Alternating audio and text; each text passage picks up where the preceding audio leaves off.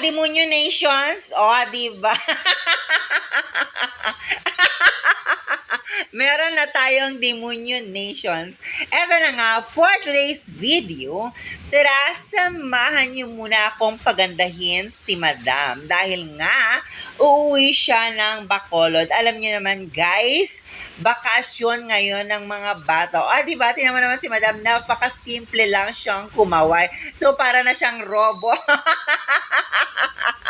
So, habang ibinababad ko si Madam ng number 1, eto nga muna at meron tayong starring. Diba? May starring tayo. Si Mother ay nagpakulay ng hair color at nagpa-haircut na rin dahil ang buhok ni Mother ay punong-puno na ng mga puting uban. Diba? Puti na nga uban pa. Diba? Puti na nga uban pa. So, eto na nga.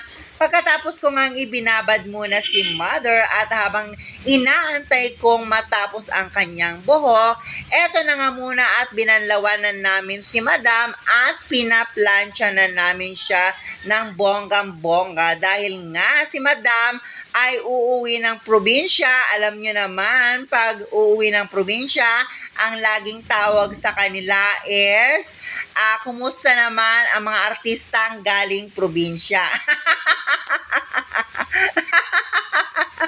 So, eto na nga guys. At meron pang humabol. Diba? May humabol pa na magpapareban din. So, thank you so much sa mga client ko na nagpagawa for today's video. So, disclaimer lamang po sa lahat ng mga customers ko, lahat ng mga binibidyohan ko at ipinapakita ko sa aking vlog is, meron pong pahintulot at nagtatanong po ako sa kanila kung gusto po nilang magpa-video. Hindi naman po sa pilitan ang pagbablog at pagbi-video ko sa aking vlog. Ngunit nagpapaalam din ako sa kanila para naman sa kanilang privacy. Diba? So, napakadami ko ng sinasabi dito. So, i-flex ko lang muna ang aking rubber tree. Diba? Napakaganda ng aking rubber tree at meron na siyang tagsibol. So, kanina nga ay na-flex ko na yung aking rubber tree. Inistorbo ko naman yung aking anak na si Baby Zack na tulog ng bonggang-bongga at nagulat pa siya. So, eto na nga, nung nagulat siya, ay uminom muna siya ng tubig para siguro mahimas-masan. At eto pa, ang aking customer na kumari niya ay pumunta dito sa parlor, galit na galit dahil nga daw napakamahal ng kanyang kuryente, Meralco bill. Grabe naman kasi ang Meralco, napakaginto naman kasi guys.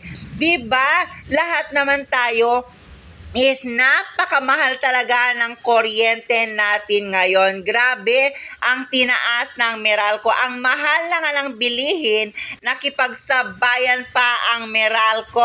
Diba? So, itinatawa na lang natin lahat